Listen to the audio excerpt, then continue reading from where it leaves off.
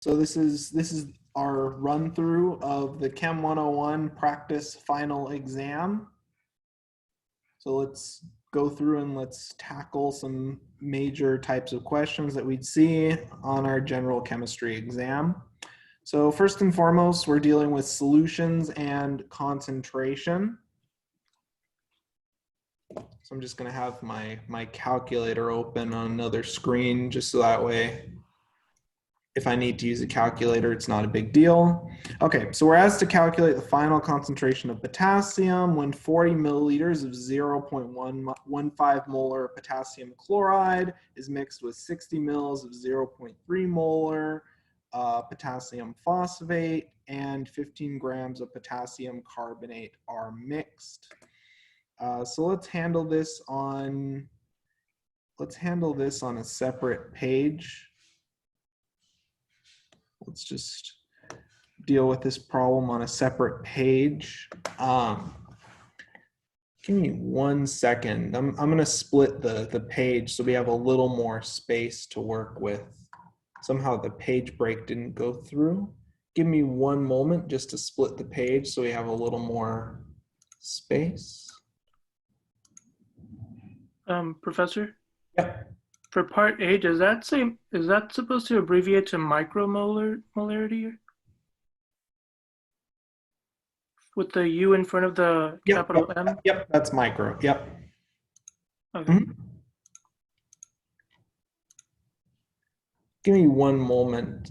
I just noticed that the formatting is a little wonky for this, so let me pull another, a slightly cleaner version of our exam, so that way there's a little more space. So on the exam, if it was in micromolar, would we have to put it in molar? Yep. And we'll talk about that when we reach that conversion. Give me 1 second just to open up the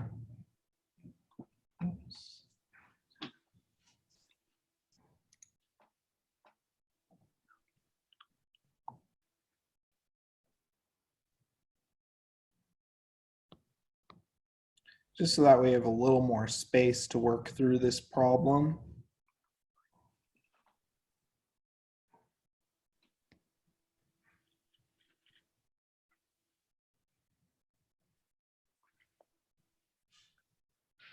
And the final practice exam is already uploaded to Canvas as well. So if you'd want to open that and have it by your side when we work through these questions, that would be pretty productive.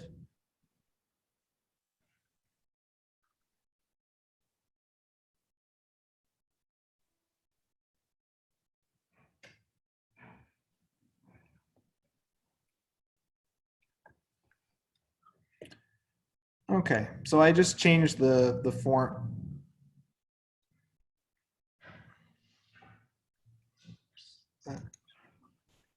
Not be there. Oops, let me just clear that.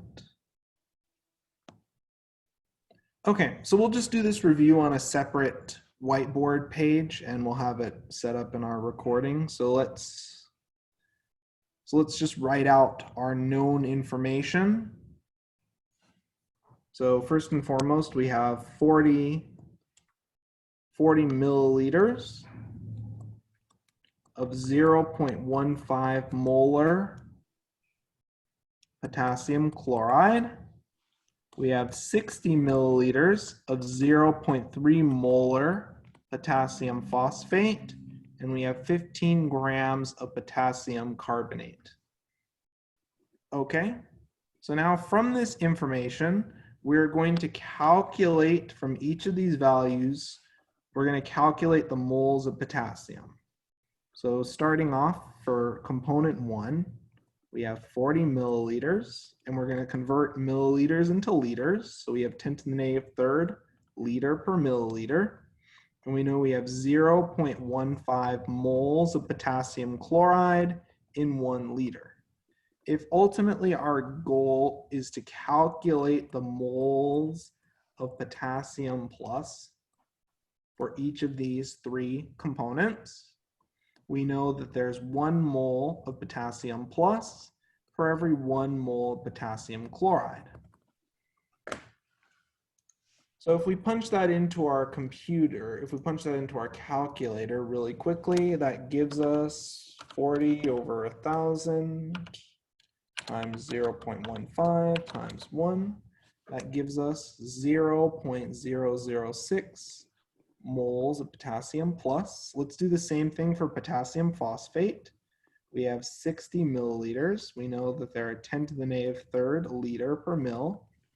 We know we have 0.3 moles of potassium phosphate in 1 liter.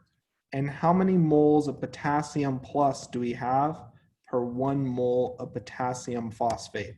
What is our mole to mole ratio? Is it 1 to 1, 2 to 1, 3 to 1? What's our mole to mole ratio? How many moles of potassium do we have per mole of potassium phosphate?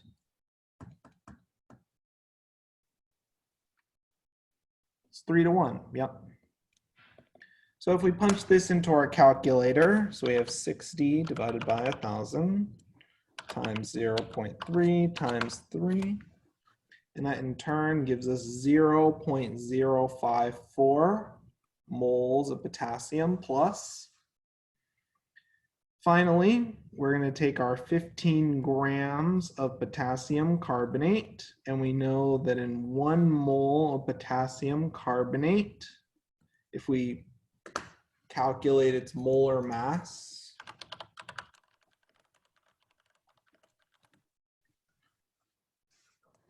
we get a molar mass of 138 grams per mole. We know that we have 2 moles of potassium plus per mole of potassium carbonate. And that in turn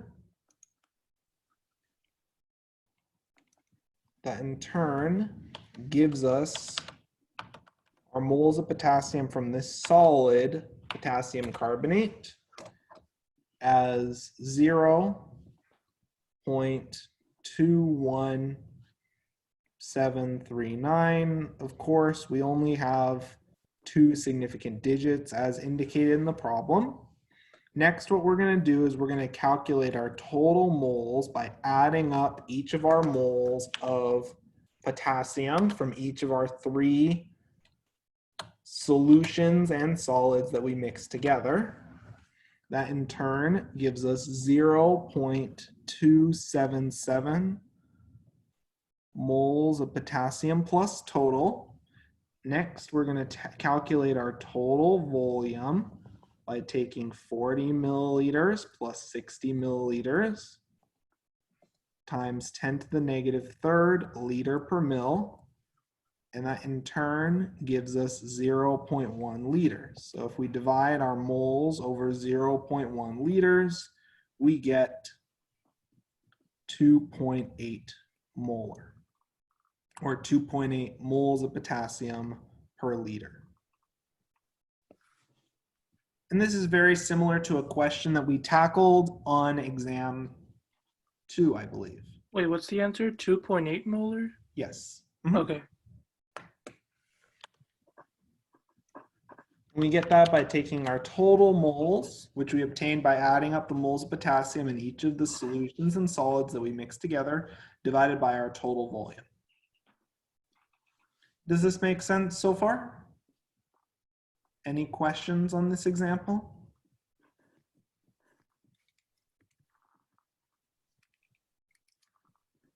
If not, let's keep going. Let's tackle the next problem. So a student wants to prepare 600 milliliters of a 10 micromolar solution of sodium cyanide from a 100 millimolar sodium cyanide stock solution.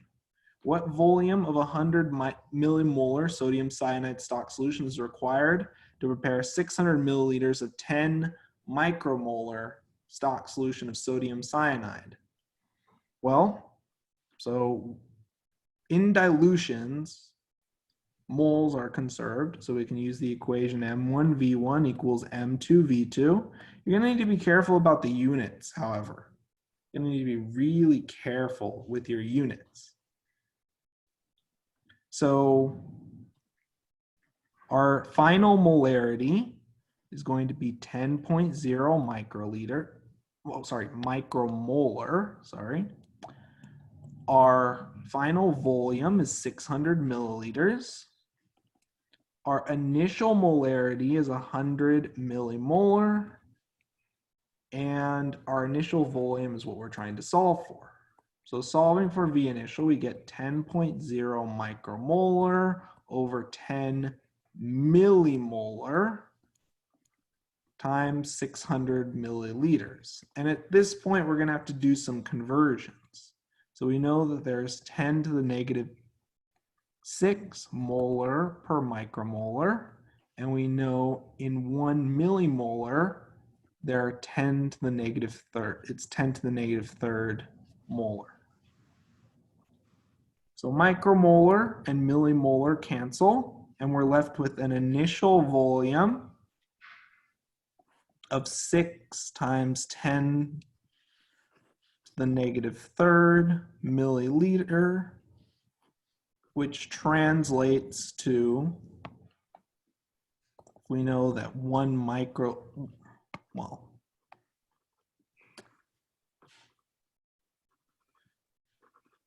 so we can rewrite this in terms of liters. This is an acceptable answer if you just wanted to stop there.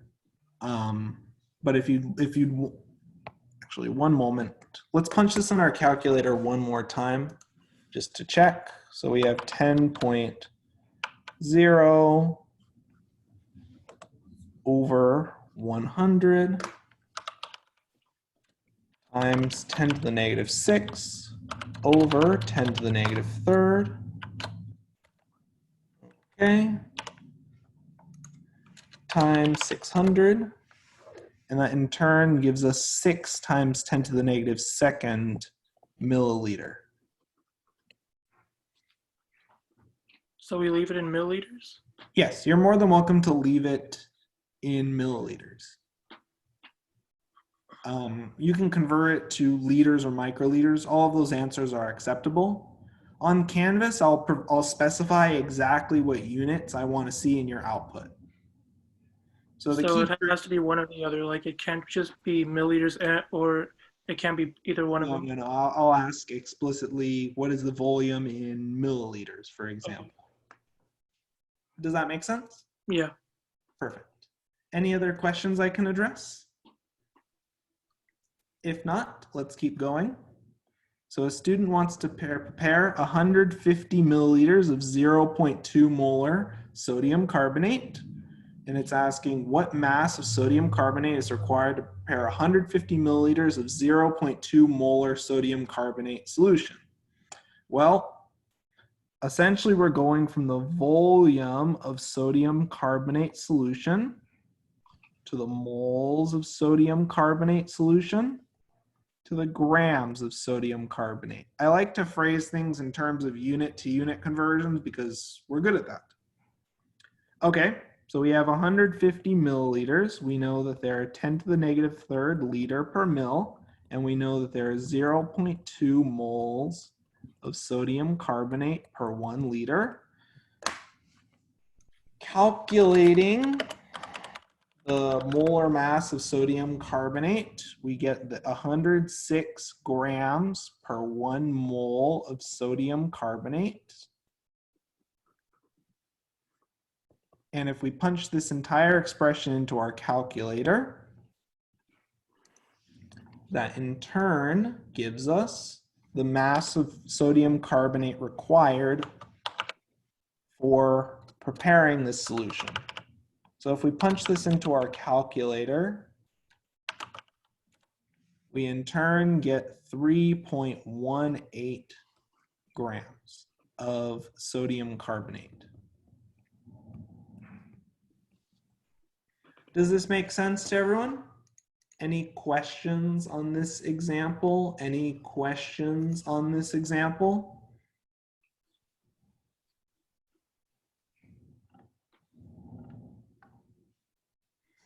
Don't be shy to ask.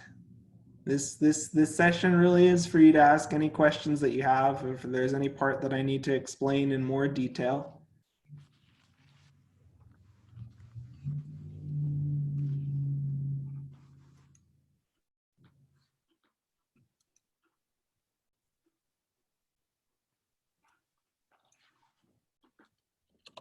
If not, we'll continue on. So we're next going to look at the topic of redox reactions. So we're asked to assign oxidation numbers to each atom in the following compounds. So oxidation number is the theoretical charge, assuming all of your bonds were ionic. So your freebies are your metals, or your main group metals, such as potassium, where their oxidation number typically equals their group number or their preferred charge. Oxygen is generally a freebie outside of peroxides and superoxides, and oxygen's overwhelmingly a -2 oxidation number. To solve for the oxidation number of carbon, we're going to take our total charge, which is 0, minus the charge of potassium times the number of potassium atoms, minus the oxidation number or charge of oxygen times the number of oxygen atoms, divided by the number of carbon atoms. And that in turn gives us 6/2, which is +3. This is the exact same equation that we use to solve for the charge of a transition metal in ionic compounds. So pretty standard stuff. Wait, why do you divide it by 2? Because how many carbon atoms are there? There's 2. Yep, exactly. Perfect. Likewise, for potassium perchlorate, potassium's +1, oxygen's -2. So if we're solving for the oxidation number of chlorine, we take 0 minus 1 minus -2 times 4/1, which gives us +7.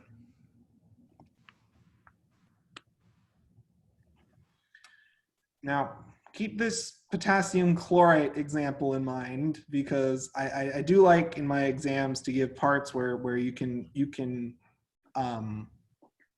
get efficiency off of your work in earlier questions to solve later questions. So we're asked to balance the following redox reaction under basic conditions. So that's an immediate sign that we need to be a little bit careful. So first, I'm going to assign oxidation numbers. So step 1, I'm going to assign oxidation numbers. So manganese is +7, oxygen's -2, oxygen's -2, this nitrogen is +3, yep. Manganese is +4, oxygen's -2, oxygen's -2, nitrogen's +5.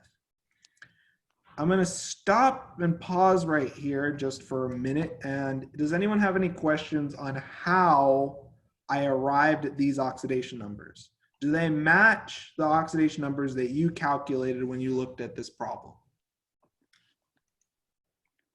Is there any part that you'd like me to explain about this oxidation number calculation? Yeah, where did you get them from? I'm using the exact same equation as above. So for example, for manganese, we take the total charge, which is -1, minus the oxidation number of oxygen times the number of oxygen atoms over the number of manganese atoms. That gives us +7. Oh, I see what you did. Yep. So for nitrogen, we'd have -1 minus -2 times 2/1, which gives us +3. You do not consider the coefficients when calculating oxidation numbers. You use the coefficients for when you're calculating the number of electrons transferred, which is the next step in this process. But where does the 0 come from for the oxidation number when you calculated the number? This is representing the total charge, which is 0 for all of these compounds above, and it's non-zero for these compounds below. Does that make sense? Yeah, that makes sense. Perfect. Okay. So let's identify our oxidation and reduction half reactions. So oxidation, we are losing electrons. So our oxidation number is going up. What atom or what species is being oxidized? What species is being oxidized?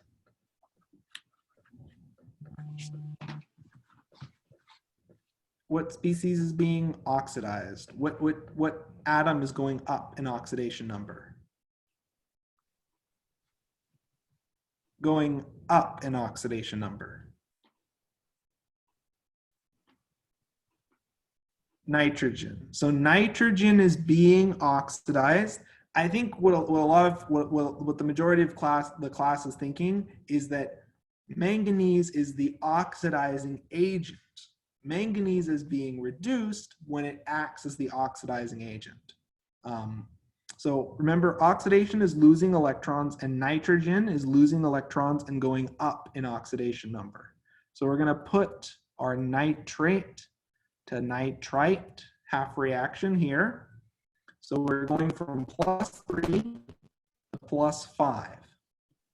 Okay? So then, how many electrons are we losing? How many electrons are we losing? What's the difference in oxidation number? How many electrons did we lose? 2. Okay. Continuing on with this idea, we next have to balance oxygen. And remember, if I want to add 1 oxygen to the left, you use the following pair. Remember when I taught you a shortcut in terms of pairs to add to half reactions, especially under basic conditions? So if you want to add an oxygen to the left, you add the following pair to each side. So that in turn gives us the following half reaction that is now balanced with respect to all of our atoms.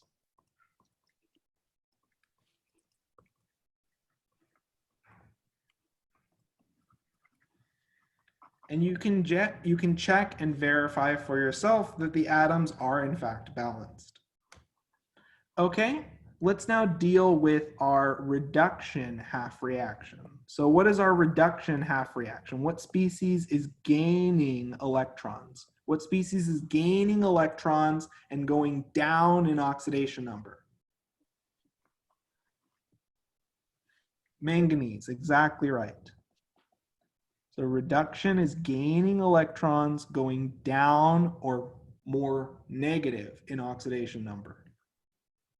So so we're going from permanganate, which has a +7 oxidation number, to manganese oxide, which is +4.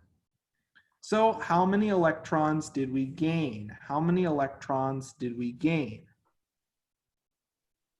How many electrons did we pick up? If we went from +7 to 4, we gained 3 electrons. Now we have to balance our atoms. So we need to add 2 oxygens to the right. So we add the following motif. And if you check the note set on redox reactions, I taught you a series of motifs to balance oxygen and hydrogen atoms under basic conditions. You can also balance it under acidic conditions and then add hydroxide to each side. But I personally like methods that save time and are a little bit more efficient if you practice with them. But either method is fine. So we add water to the left and hydroxide to the right. And now we have balanced our oxygen and hydrogen atoms. And you can just check and verify that it is in fact balanced. So now what we're going to do is we're going to take our oxidation and reduction half reactions and we're going to simply bring them together, but we can't add our reactions until we first account for the electrons gained and lost in each reaction. Okay, so what is the least common multiple? What is the least common multiple between 3 and 2?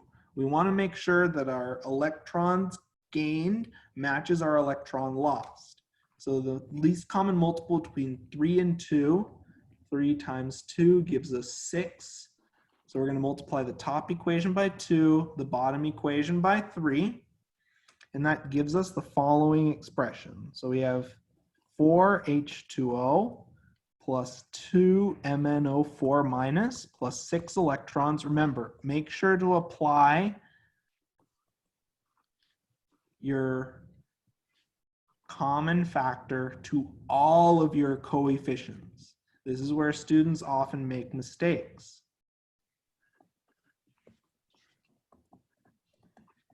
So now that we have both of our half reactions, whoops, I almost forgot there. You have to be careful with this. Now that we have both of our half reactions with the same number of electrons, we add our reactions together and we cancel species that are identical on each side. So at the end of this process, we end up with the following balanced equation.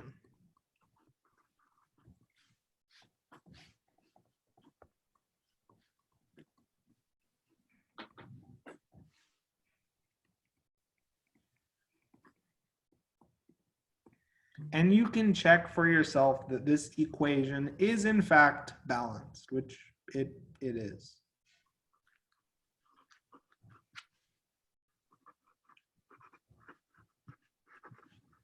Let's see, 6 plus, let's just do a quick check just to make sure.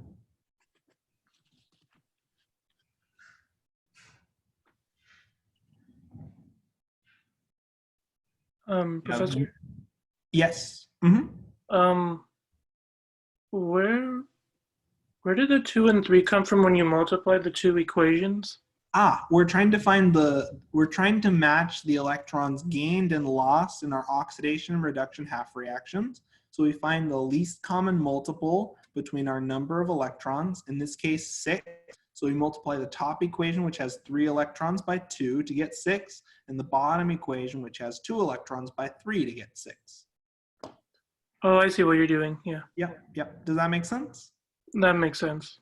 Okay, perfect. So just as one last tally to make sure that we are truly balanced, we have 2 hydrogens, 2 manganese, and 1 plus 8 plus 6, which is 15 oxygens, and 3 nitrogens. So we have 3 nitrogens, 2 manganese, 9 plus 4 plus 2, which is 15 oxygens, and 2 hydrogens. Everything checks out. This equation looks good to go.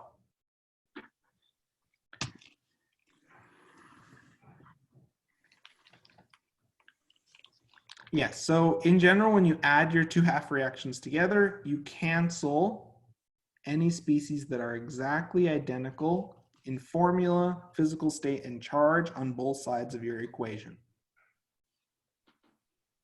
Does that make sense so far?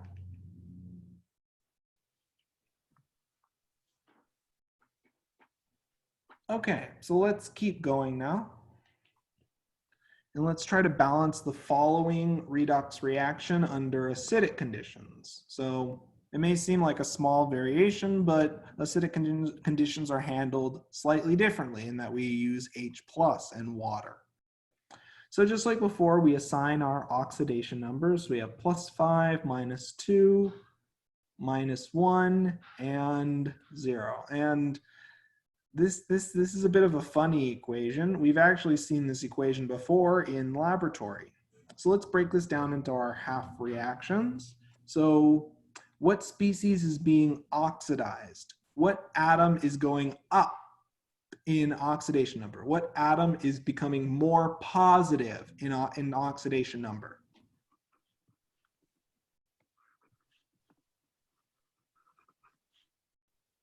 Yeah, iodine in iodide. So we're going from I- to I2. Now, before we do anything, we have to balance our number of atoms. So we went from -1 to 0 for 2 atoms. So how many electrons did we lose? How many electrons did we lose?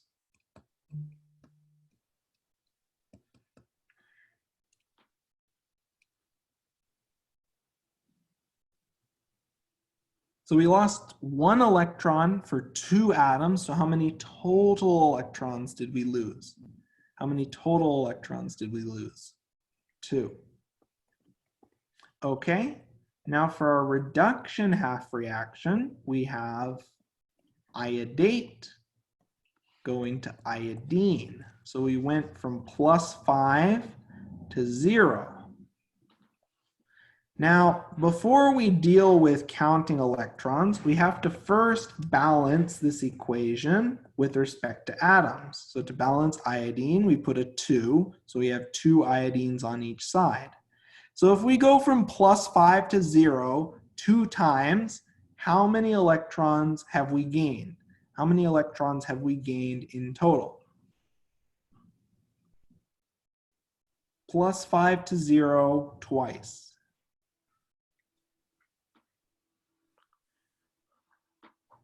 +5 to 0. 5. And then we did that 2 times. So how many total electrons did we gain? 10. Yep. Okay. Now we have to fix some things here. We have 6 oxygens on the left. So how many waters do I need to add to the right-hand side? How many waters do I need to add to balance oxygen? How many waters do I need to add? 6. So I add 6 waters. Okay, now I have 12 hydrogens on the right. So how many H pluses do I need to add to the left? How many H pluses do I need to add to balance our hydrogen atoms? 12. Okay, perfect. So let's just rewrite each of our equations. Let's just rewrite each of our equations. So we have 2I minus leads to I2 plus 2 electrons. And then we have 12H plus 10 electrons plus 2 IO3 minus leads to I2 plus 6H2O. So what is the smallest common number between 2 and 10? Not the least common multiple this time, but what should I multiply my top equation by in order to have the same number of electrons in both equations? What should I multiply my top equation by in order to match the 10 electrons in my bottom equation? 5, yep. So we multiply the top equation by 5. And that in turn gives us 12H plus 10 electrons plus 2 iodate plus 10 iodide plus 10 iodine plus 1 iodine plus 6 water plus 10 electrons. Our electrons are the same, so they cancel.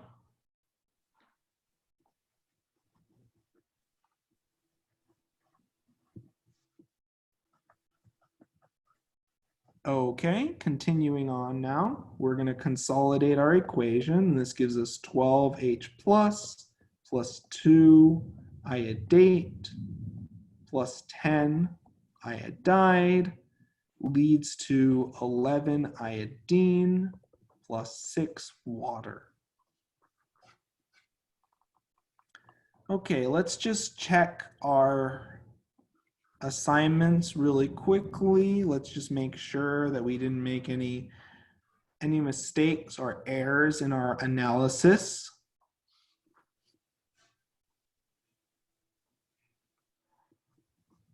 Nope, everything looks fine to me. So we have our complete balanced equation now. It's balanced with respect to electrons. Now let's just do a quick check that it's balanced with respect to atoms. Something is, that's fine. Is that a 1 in front of I2? Yes, there it is.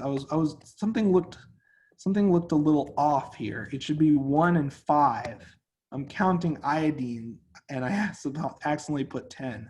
There we go. So now it leads to 6 iodine when we consolidate this 5 plus 1 to 6.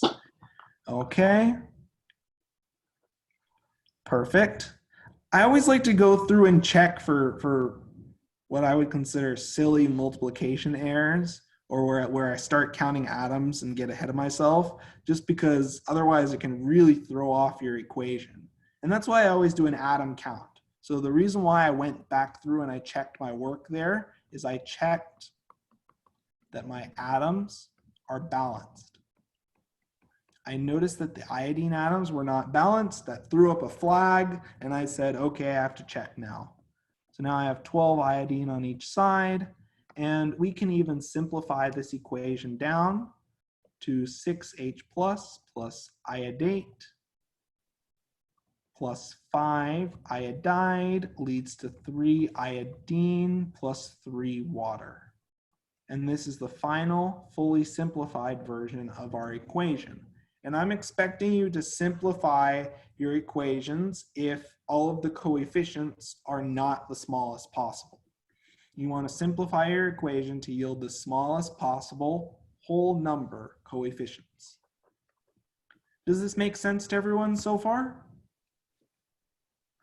And again, these problems are very prone to making silly multiplication errors, forgetting to multiply, forgetting to add the numbers together properly. So always just check your atoms are balanced. It takes you less than a minute, saves you a large number of points. Does this make sense to everyone so far? Any questions?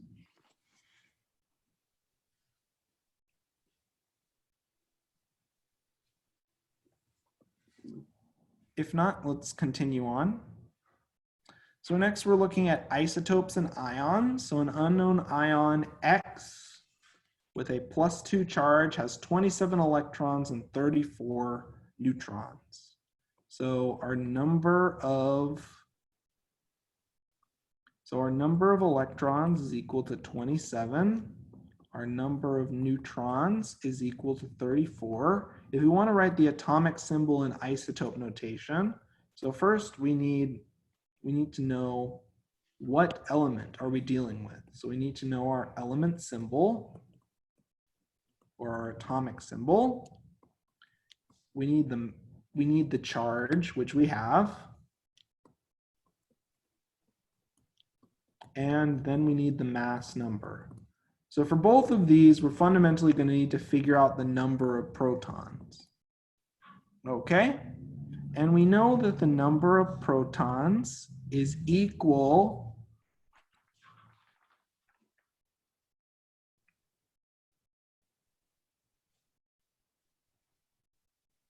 so we know that the charge is equal to the number of protons minus the number of electrons. Ergo, the number of protons is equal to the number of electrons plus the charge. So our number of protons is equal to 27 plus 2, which gives us 29 protons.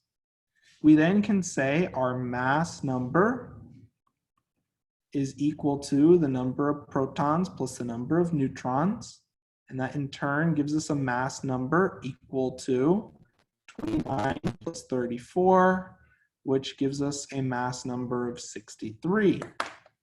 Would someone like to, looking at the periodic table, tell me what element has an atomic number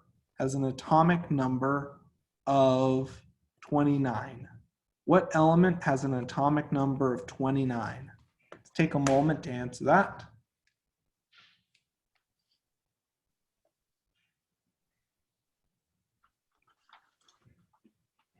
Copper. Yep, exactly right. So this is copper.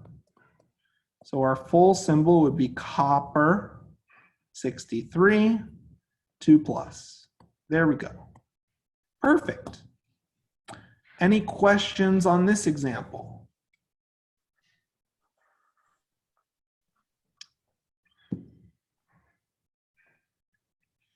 If not, let's keep on going then. So we're next given a question where neon exists as 3 isotopes.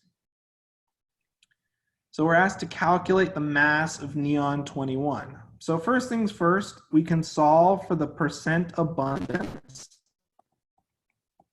of neon 22 by taking 100% minus the percent abundance of our other isotopes, which is 90.48 minus 0.27. Okay, and that in turn gives us going to need to break out my calculator for this. So we have 100 minus 90.48 minus 0.27. And that in turn gives us a percent abundance for neon 22 of 9.25%. Okay, now we're going to plug in all of our known numbers into our percent abundance equation. So our atomic mass of neon, which if we look up in the periodic table, would someone mind opening up their periodic table or going to the periodic table in the front of this exam book and telling me, what is the atomic mass of neon? What is the atomic mass of neon?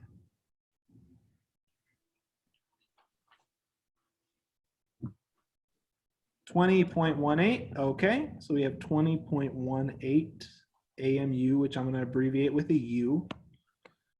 Not gram per mole, this is AMU.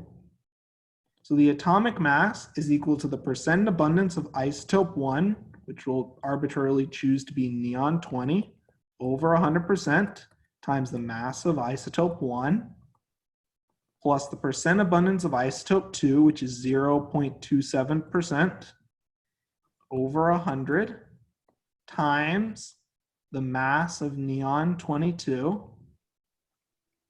which is our variable, plus the percent abundance of isotope 3 over 100% times, gonna need a little more space for this, times the mass of isotope 3, which is 21.99 AMU. So if we move each of these constants over to the right-hand side, just via subtraction, we can do that.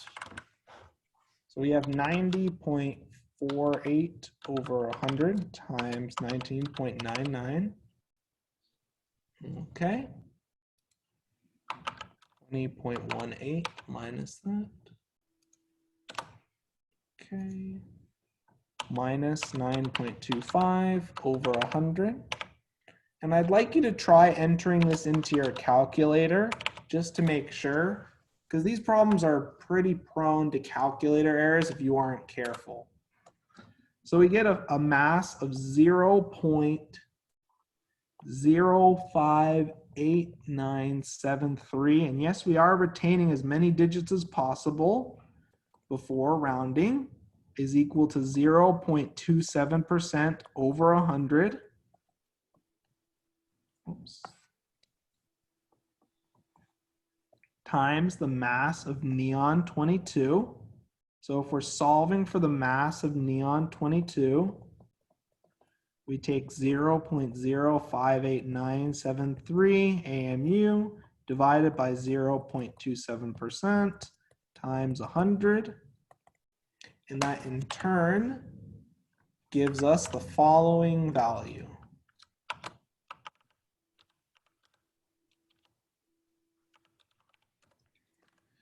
And that gives us a value of 21.84 AMU, which, given the precision reported for our percent abundance, we'd be forced to round this to 22 AMU because we only have 2 sig figs.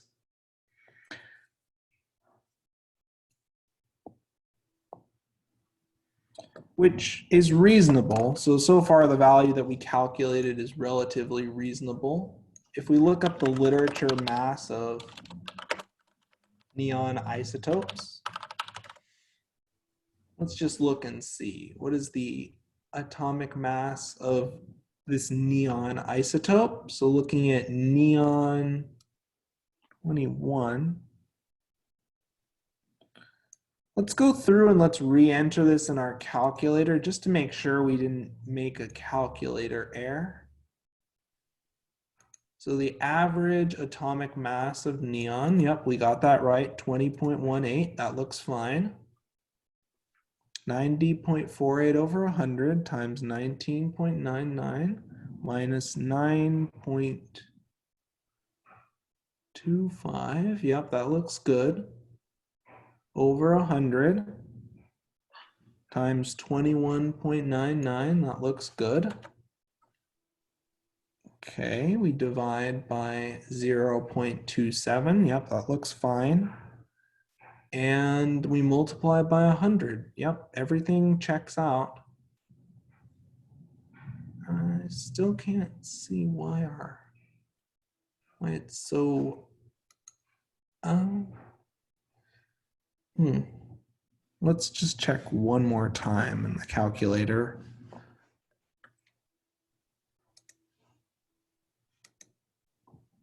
So our setup has no issues so far. The masses match very closely those reported in the literature, so everything checks out.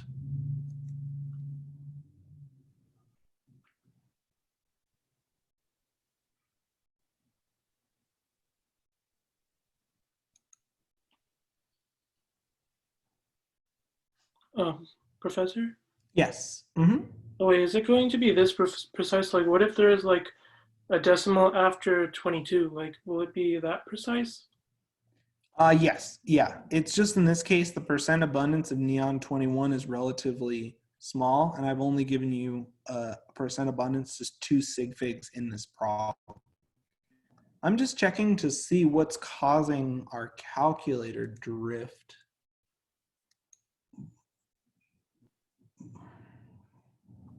Because the setup looks perfectly fine. There are no issues with the setup. It's mainly just because our percent abundances and our masses could be a little bit more precise, and that would reduce some of the drift. But let's just check to make sure that there's not a giant source of error that we're missing here.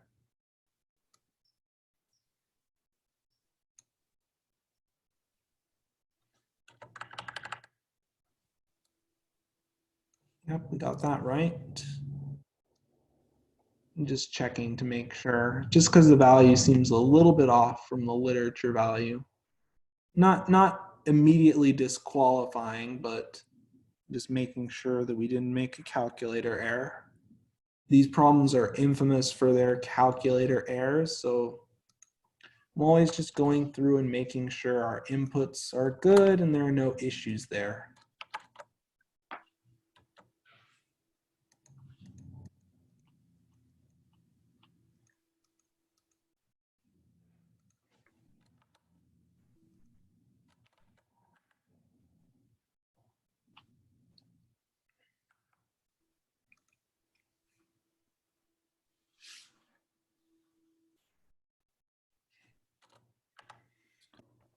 Yeah, this looks.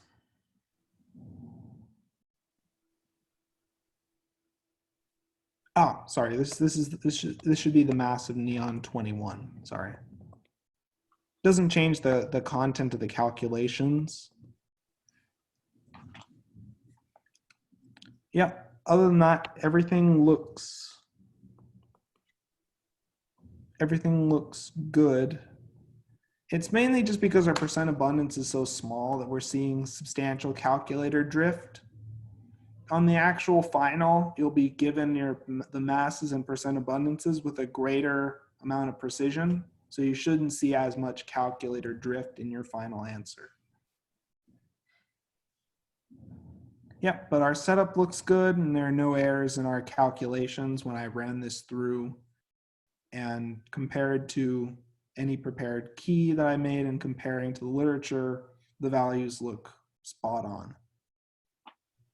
Any questions on this mass calculation where we're solving for the mass of one of our isotopes? Any questions on this mass calculation?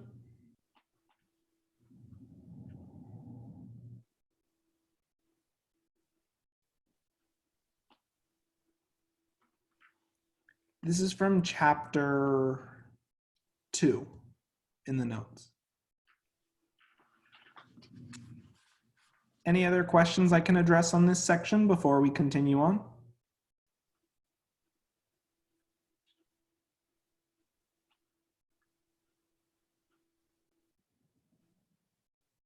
If not, let's keep going then. So we're asked to fill out the following table, and we assume that each atom is neutral unless otherwise indicated. So you have to specify the number of protons, neutrons, and electrons. So for nitrogen, if we look up nitrogen's atomic number, what is nitrogen's atomic number in the periodic table? What is the number above nitrogen in the periodic table? Directly in the box. 7, yep. So our atomic number tells us we have 7 protons. Our number of neutrons is equal to our mass number, which is 15, minus our number of protons, which is 7. That gives us 8 neutrons. Our number of electrons is equal to the number of protons, which is 7, minus the charge, which gives us 10 electrons to work with. In the second example, we're asked to assume that we have an ion with a 4+ charge. So in this case, we can figure out our number of protons by taking our number of electrons plus our charge, which gives us 46 plus 4, which is 50.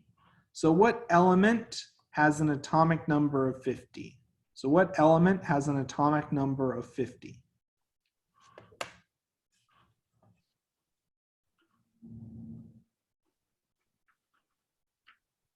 Tin. Yep, exactly right. So this would be 10.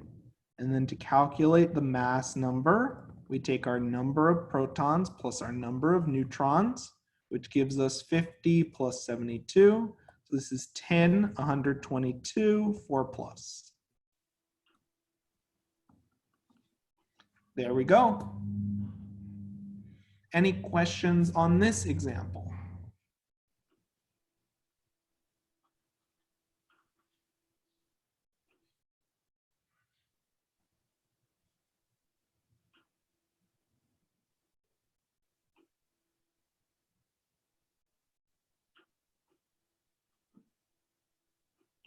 Any questions?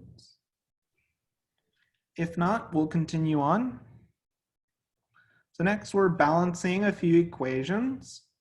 So the first equation that we're looking at is an acid-base reaction.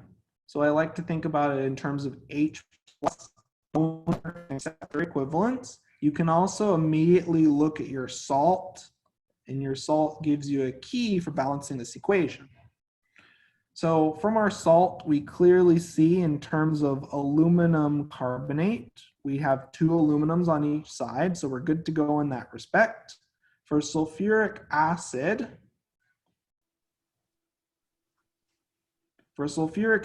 if we have 3 sulfates, we're going to need 3 sulfuric acid.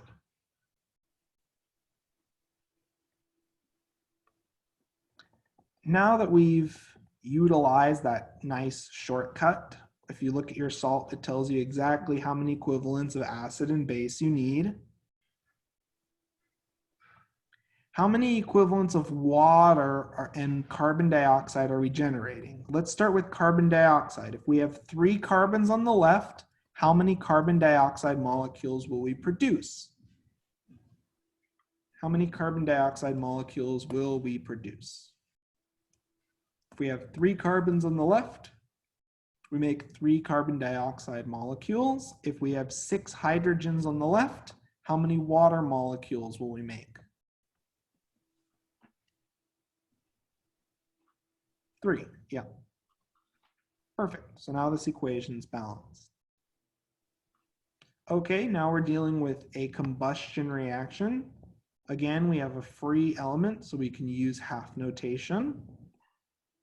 So we have C3H3O plus O2 leads to CO2 plus H2O. So let's balance everything except for oxygen first. So if we have 3 carbons on the left, how many carbon dioxides do we need?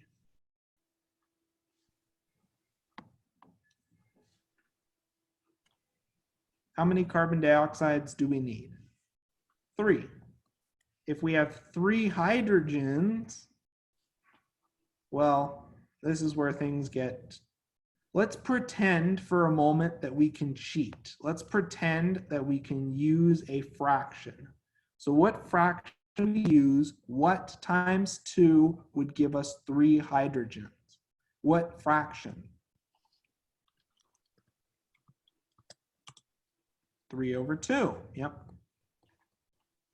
Okay, now if we count our total oxygen atoms, we have 1 oxygen plus 2 oxygens on the left, and we have 6 oxygens plus 3/2, which we can write as 15/2 oxygens on the right. So if we cancel out this 1 oxygen on each side, this leaves us with 13/2 oxygens on the right and 2 oxygens on the left. So what times 2? What times 2 would give us 13/2?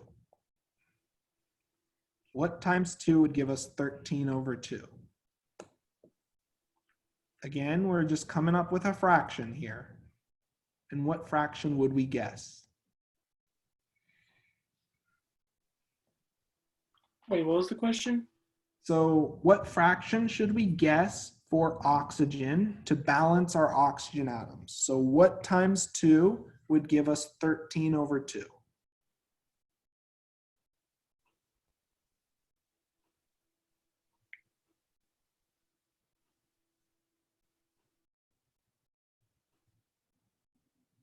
What times 2 would give us 13/2?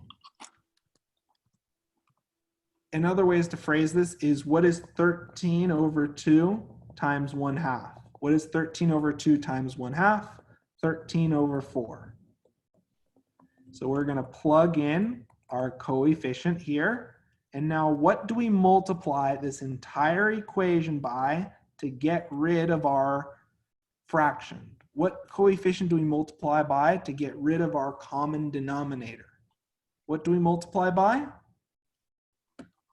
4, exactly. So that in turn gives us 4C3H3O plus 13O2 leads to 12CO2 plus 6H2O. And we can check and verify that this equation is in fact balanced because we have 26 plus 4, so we have 30 oxygens, and we have 24 plus 6, 30 oxygens. Perfect. So this equation looks balanced. You can check for the other atoms as well. I mainly check for oxygen because that's usually where I make mistakes.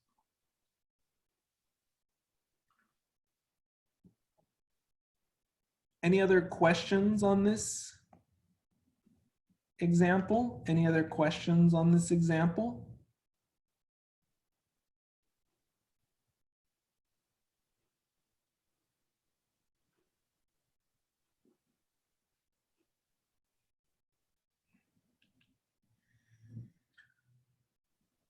Are you sure anyone doesn't have any questions? This review session really is for you. And I just want to make sure if you have any questions that you want addressed, I can get them addressed during this session. I know for a lot of these, it looks like the solutions are relatively straightforward. But I just want, if there's any part of the problem solving process you have a question about, really don't be shy to ask.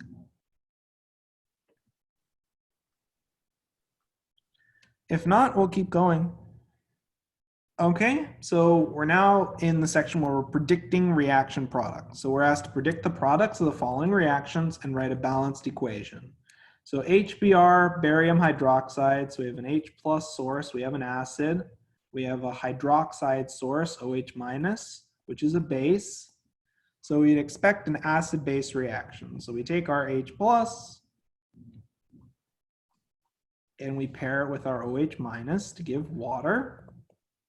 And we take our cation, which is barium 2 plus, and we pair it with our anion and cross the charges, and that gives us barium bromide. Okay, so in our precursor, we'd expect to generate barium bromide, aqueous, plus H2O liquid. Now we go through and we balance our equation. If we have 2 bromines on the right, we need 2 bromines on the left. If we have 2 oxygens on the left, we need 2 oxygens on the right. So that in turn gives us our final equation of 2HBr aqueous plus barium hydroxide leads to barium bromide aqueous plus 2H2O liquid. And this is our complete balanced equation. Does this make sense so far? Does everyone recognize why this is an acid-base reaction?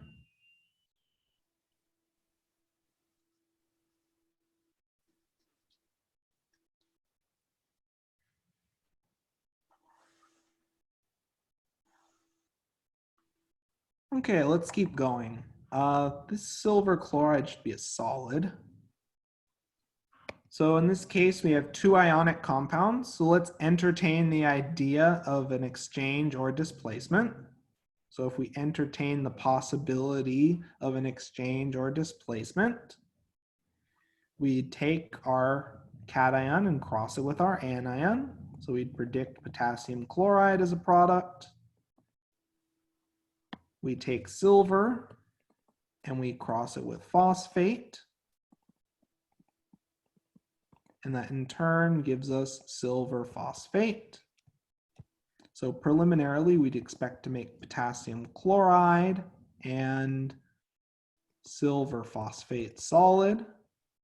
If this reaction does occur, we have 3 potassiums on the left, so we need 3 on the right. We have 3 silvers on the right, so we need 3 silvers on the left. So that in turn gives us 3 silver chloride solid plus potassium phosphate aqueous leads to potassium chloride aqueous 3 plus silver phosphate.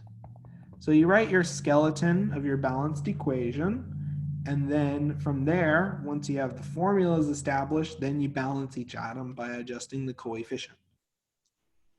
Does this make sense so far? Any questions? Yeah. Yes. Mm-hmm. Yeah, it's for the state symbol. Yes. Wait, so like if there's like a question like this on the final and it's in multiple choice, will there be some offsetting answers with whether it's in like solid, liquid, or gas state? What do you mean by that? What I mean by that is well So are you saying like in these problems you'll in most cases be provided the physical state of each reactant. okay. You will be asked to identify the physical states of your products, and for that you'll have to be familiar with the solubility table that we discussed in our chemical reactions chapter. Is the solubility table still up there? Yep. It's in the chapter 7 notes. Okay, because I haven't memorized it yet. Yep. You have to be familiar with it in order to correctly assign the state symbols. Okay. Does that make sense? Yeah. Perfect. Okay, let's keep going through. So we're asked to predict the product from this reaction. So we have a free element and a compound. So what reaction is signaled when you have a free element and a compound? What reaction could potentially occur? What reaction could potentially occur?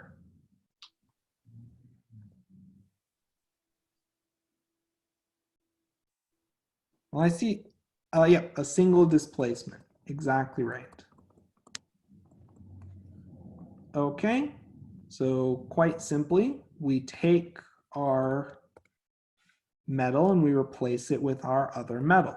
So we pair magnesium 2 plus, chloride, Cl minus, that gives us magnesium chloride. We'd expect to generate magnesium chloride, aqueous, and iron solid. So we have the following balanced equation now.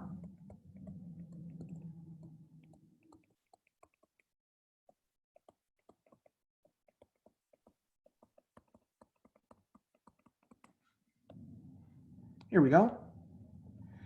So this is a pretty straightforward displacement reaction. Once you have your products predicted, the equation itself is already balanced for the most part. Any questions on this example?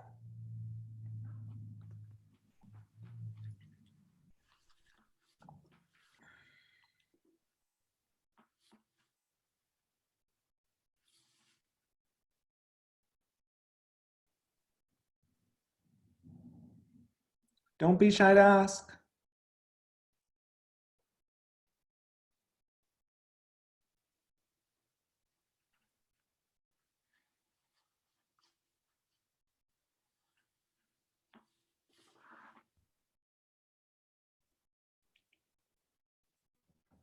Okay, I guess we'll keep going then.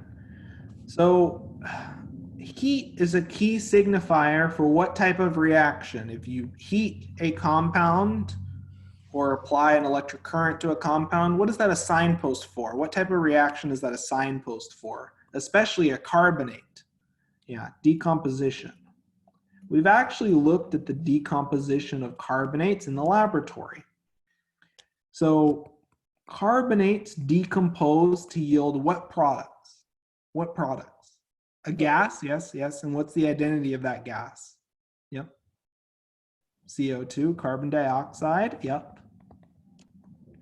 And the remainder, we're left with a metal oxide, which we did check that its formula follows charge rules. Perfect. There we go. Something we've seen in the lab, something that comes up.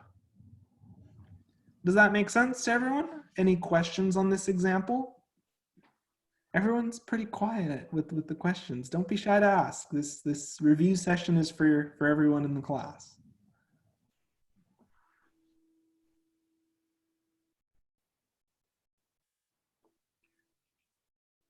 Okay, let's keep going then.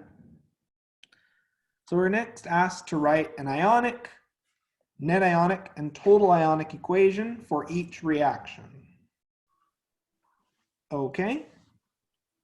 So I've provided you the state symbols, and working from the state symbols that I provided, we're going to write out an ionic, net ionic, and total ionic equation. So first things first, we dissociate all of our, first, before we do anything, we have to make sure this equation is balanced. I often see students get ahead of themselves. They start dissociating things. They don't have a balanced equation, and then they end up with a mess. So let's first check that it's balanced step by step. So if we have 3 silvers on the left, we need 3 silvers on the right. We have 3 chlorines on the right. We need 3 chlorines on the left. And with that, I believe this equation is balanced. Yep, looks good. Okay, so now that this equation is balanced, we then dissociate all of our strong acids, strong bases, and soluble ionic compounds. So silver phosphate gets broken up into 3 silver plus aqueous plus phosphate, which is PO4, 3 minus aqueous, and 3H plus aqueous plus 3Cl minus aqueous. So just a comment on something that you'll see with these online exams, especially where there's an online component associated with the exam, is that I may give you state symbols that are a little bit odd. And I mainly just want to check that you're able to follow the rules for writing net ionic equations. And it's one way of keeping the questions from being easily Googled or referenced in a book, in like a book solution key. So you're mainly just looking at each of the state symbols and following the rules for writing net ionic equations, assuming all these state symbols were perfectly correct. Do we dissociate silver chloride? Do we dissociate silver chloride? No. I mean, has a solid symbol. Do we dissociate phosphoric acid? Is phosphoric acid a strong or a weak acid in our table? Phosphoric acid a strong or a weak acid in our table?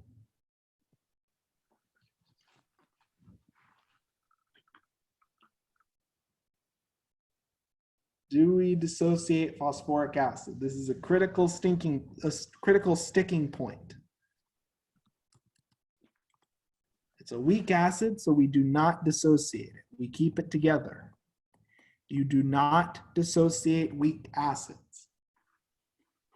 Because remember, weak acids only generate a relatively small, minute amount of ions in solution. Okay, so looking at this equation, do we have any ions that we can cancel? Do we have any ions that are identical on each side of this equation? Anything that's completely identical in terms of physical state, and charge? Anything that we can cancel? Anything at all? No. So our total and net ionic equations are identical.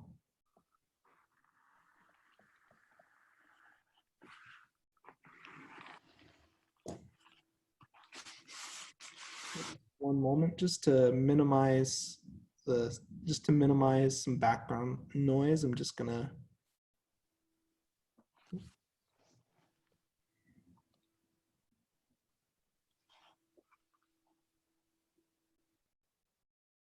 okay, perfect. Yep, so in some cases, the total and net ionic equations are exactly identical.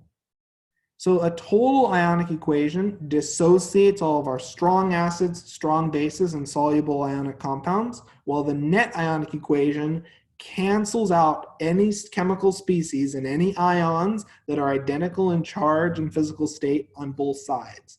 So the net ionic equation only shows the chemical species that are actively participating in the chemical reaction and are not spectators. Did that clarify your question? Perfect. Okay, let's look at another example. So in this case, we're asked to write an ionic, net ionic, and total ionic equation for the following reaction. This time I got rid of the state symbols. This time you'll have to figure that out. But it's okay, we're more than capable of doing that.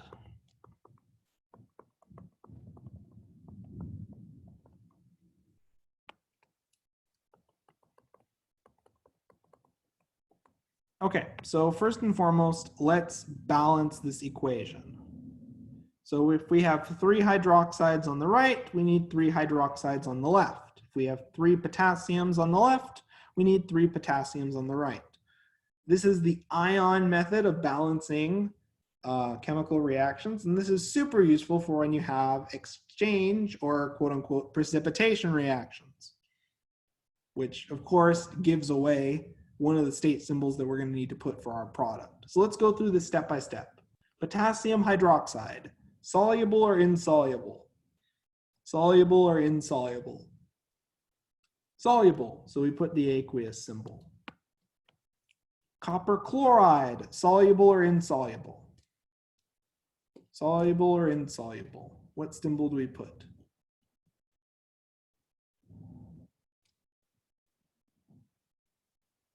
Copper 3 chloride, soluble or insoluble? Soluble, so we put the aqueous symbol. Copper hydroxide, thinking back to hydroxide salts. Are hydroxide salts generally soluble or insoluble? Are hydroxide salts generally soluble or insoluble? Insoluble, so we put the solid symbol, and potassium chloride's a freebie. All of your group 1A salts are soluble. Now that we have this out of the way, we're going to write our total ionic equation. So for our total ionic equation, we dissociate all of our strong acids, strong bases, and soluble ionic compound. So we're left with 3 potassium plus aqueous plus 3 hydroxide aqueous plus copper. And what's the charge of copper in this case? What is the charge of copper? Plus 3. I sometimes see students make mistakes with that, and it's a sad place to lose 1 to 2 points. So just be meticulous. Do we dissociate copper hydroxide? Do we dissociate copper hydroxide? Do we break up copper hydroxide? No, it's insoluble. So we keep it together. We break up potassium chloride into 3 potassium plus 3 chloride. Now, what species are identical in physical state and charge on both sides of our chemical equation? Do we have any spectators? Do we have any spectator ions? Chloride, yep. So I'm going to put a box around chloride. What else? Anything else? Anything else that's a spectator?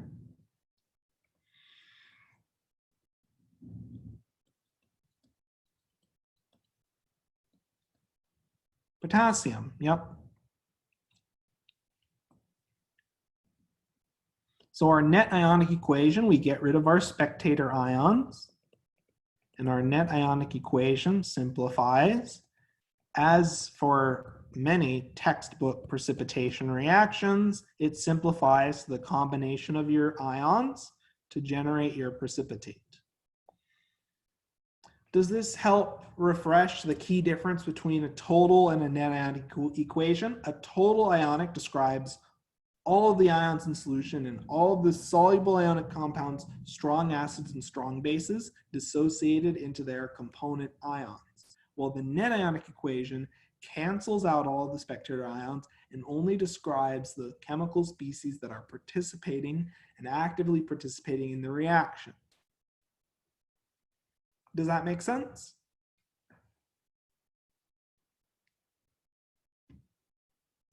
Any questions on this example? No. In this case, the net and total ionic equations are different. There are edge cases where the equations are identical, but the majority of the time, they're going to be different. Does that make sense?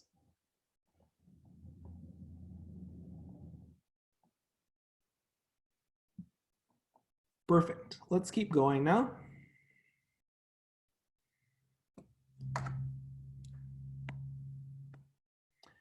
So,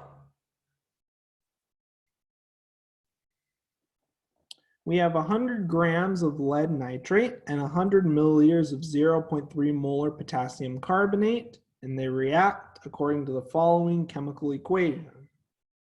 So first things first, we need to balance this equation.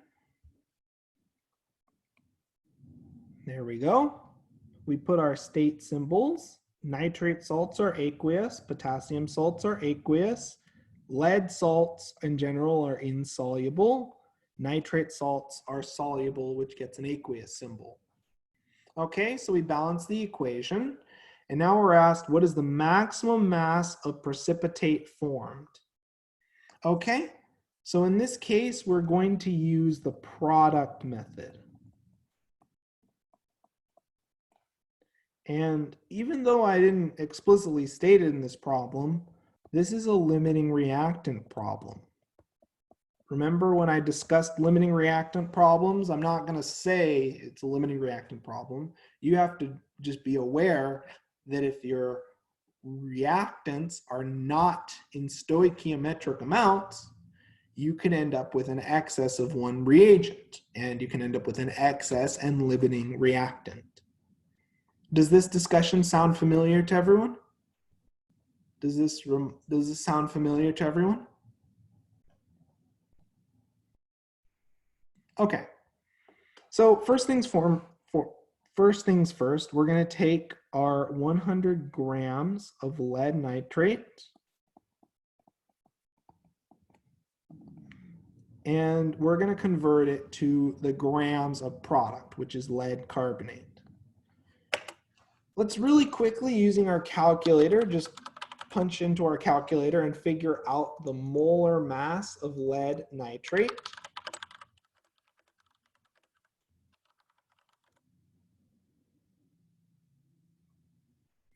Which is 331. So we have 1 mole of lead nitrate over 331.2 grams.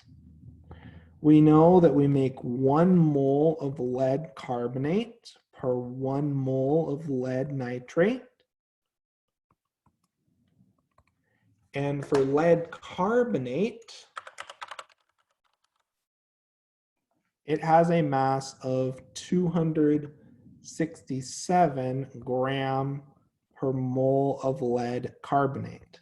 And if we punch this into our calculator, let's look at our first predicted mass of product. We're not going to be able to stop here, but it's a good point to start our discussion. That gives us 80.6 grams of lead carbonate expected. Can we stop here? Have we finished all of our calculations? Is this definitively the maximum amount of precipitate we can generate? No. We have to do the exact same process for our potassium carbonate. So we have 100 milliliters. So we need to convert this to liters. And we know that we have 0.3 moles of potassium carbonate per 1 liter. And we know that we make 1 mole of lead carbonate per 1 mole of potassium carbonate times 267 gram per mole of lead carbonate. And that in turn gives us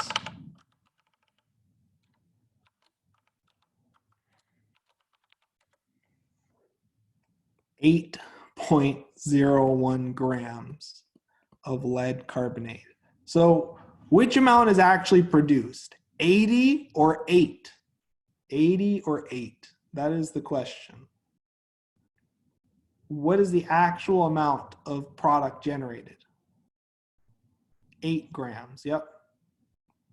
And I'm just going to put a star next to potassium carbonate. Potassium carbonate is limiting. Wonderful, wonderful. So now we're asked to identify what is our limiting reagent. We already said that, potassium carbonate. And then we're asked to calculate the mass of reactant left over. So we started out with 100 grams of lead nitrate. Where am I getting the 100 grams from? It says so right here in the problem.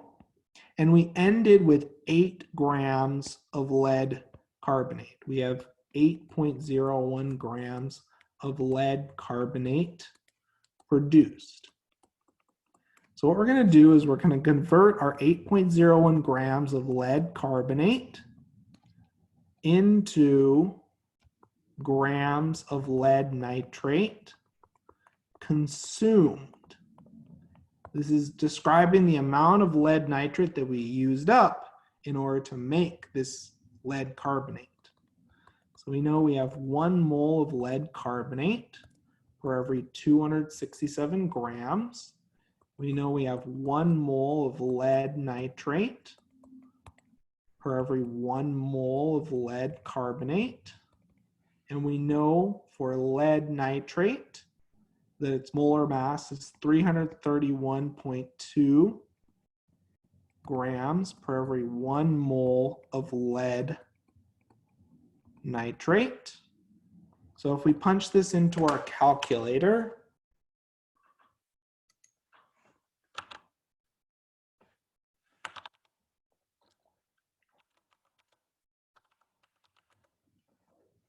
we get 9.936 grams of lead nitrate consumed. So then to calculate the remaining mass of lead nitrate, we take 100 grams of lead nitrate minus 9.936 grams of lead nitrate consumed. And that in turn gives us 90.1 gram of lead nitrate remaining.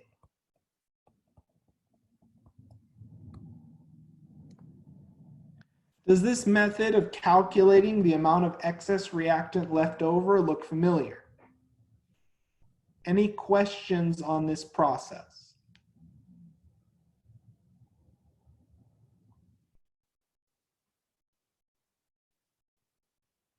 Any questions on this process?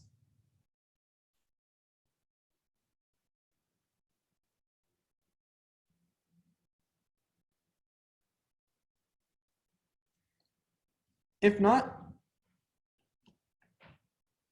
so part C was asking what the limiting reactant was, which was potassium carbonate.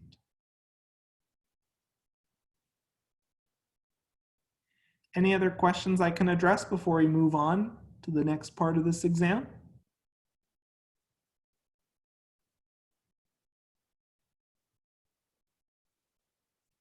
Okay, let's keep going then. So next we're looking at acid-base chemistry and titrations. So we have 3 milliliters of a triprotic acid, which I'm going to write as H3A, triprotic 3 protons of unknown concentration, required 40 mils of 0.25 molar sodium hydroxide to reach the endpoint. Okay, so we need a balanced equation for the reaction of the triprotic acid with sodium hydroxide. So if we have H3A reacting with sodium hydroxide, if I see 3H plus equivalents, how many hydroxides will I need?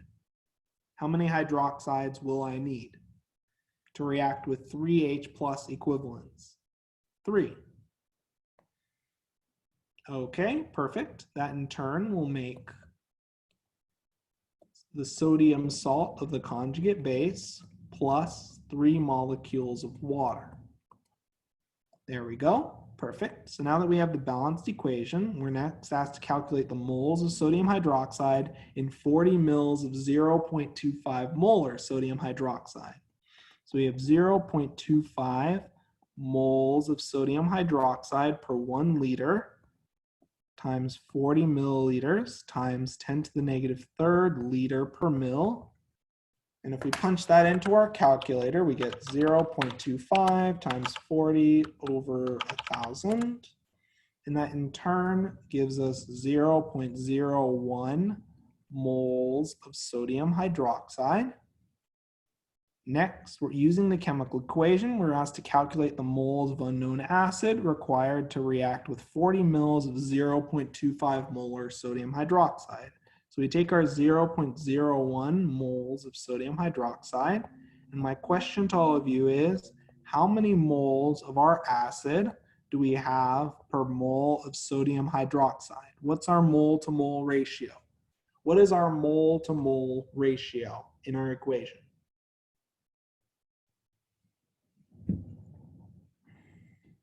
One to 3.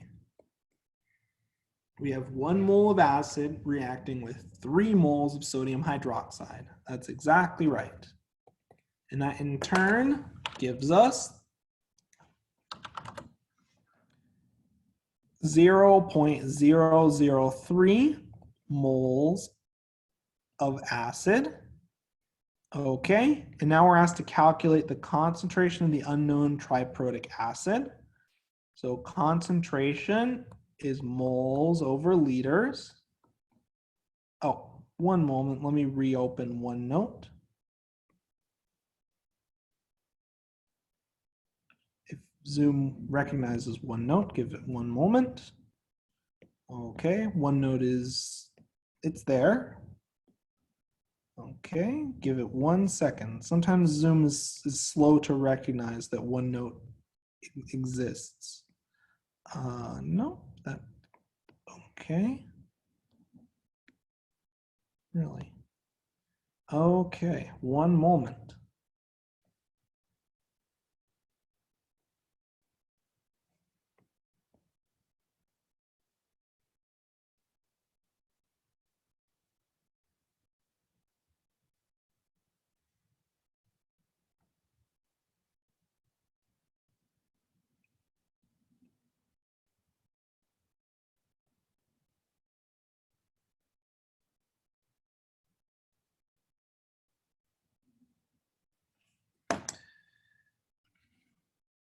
Okay, give me 1 second.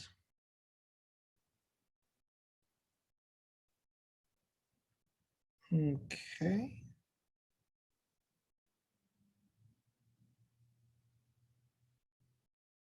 Allow me one moment just to quickly reset OneNote and see if I can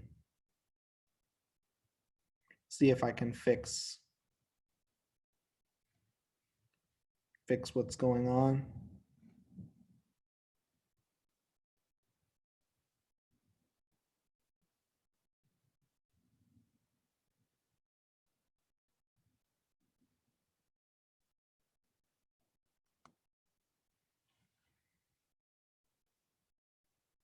Apologies for the delay.